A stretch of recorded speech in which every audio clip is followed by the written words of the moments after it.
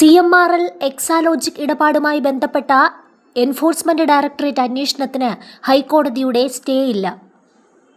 അന്വേഷണം അടിയന്തരമായി സ്റ്റേ ചെയ്യണമെന്നും സിംഗിൾ ബെഞ്ച് ഉത്തരവ് റദ്ദാക്കണമെന്നുമുള്ള CMRLന്റെ ആവശ്യമാണ് കോടതി തള്ളിയത്. ഡിവിഷൻ ബെഞ്ച് ഇന്ന് 2 മണിക്കൂറിലധികം ഇരു കക്ഷികളുടെയും വാദം കേട്ട ശേഷം വെള്ളിയാഴ്ച വിധി പറയാനായി മാറ്റിവെക്കുകയായിരുന്നു.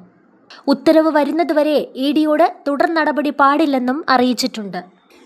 അടിസ്ഥാനമായ കേസില്ലാതെയാണ് ED സമൻസ് അയക്കൽ അടക്കമുള്ള നടപടികളുമായി മുന്നോട്ടു പോയതെന്ന് CMRLന് വേണ്ടി ഹാജരായ സുപ്രീം കോടതി അഭിഭാഷകനായ സിദ്ധാർത്ഥ് ലൂത്ര പറഞ്ഞു. തുടർന്ന് കേസുമായി ബന്ധപ്പെട്ട കാര്യങ്ങൾ കോടതിയിൽ വിശദീകരിച്ചു. 2 വർഷത്തോളം നീണ്ട കേസായതിനാൽ ഇനി വൈകിപ്പിക്കേണ്ടതില്ലെന്നും ഇന്ന് തന്നെ വിശദമായ വാദം കേൾക്കാമെന്നും ഹൈക്കോടതി ഇരുകൂട്ടരെയും അറിയിക്കുകയായിരുന്നു. EDക്ക് വേണ്ടി അഡീഷണൽ സോളിസിറ്റർ ജനറലാണ് ഹാജരായത്. CMRL എക്സാലോജിക് കേസിൽ അന്വേഷണവുമായി EDക്ക് മുന്നോട്ട് പോകാമെന്നായിരുന്നു നേരത്തെ സിംഗിൾ ബെഞ്ച് ഉത്തരവ് പുറപ്പെടുവിച്ചിരുന്നത്.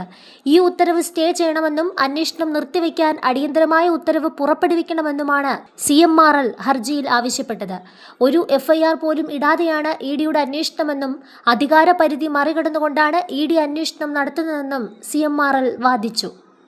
EDയുടെ സമൻസിന് അന്വേഷണ സ്വഭാവമില്ലെന്നും CMRL അഭിഭാഷകൻ പറഞ്ഞു. കേസിൽ പിണറായി വിജയന്റെ മകൾ വീണയുടെ അക്കൗണ്ട് അടക്കം പ്രധാനപ്പെട്ട 200ഓളം ബാങ്ക് അക്കൗണ്ടുകൾ മരവിപ്പിക്കുകയും ലോക്കർ തുറന്ന് പരിശോധിക്കുക അടക്കമുള്ള നടപടികളിലേക്ക് ED കടക്കുകയും ചെയ്തിരിക്കുകയാണ്.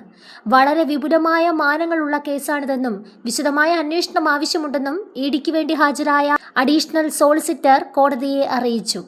ചെയ്യാത്ത സേവനത്തിനാണ് വേതനം കൈപ്പറ്റിയതെന്നും 2 കോടിയിലേറെ തുക കൈപ്പറ്റിയതിന് തെളിവുണ്ടെന്നും ED കോടതിയെ അറിയിച്ചു.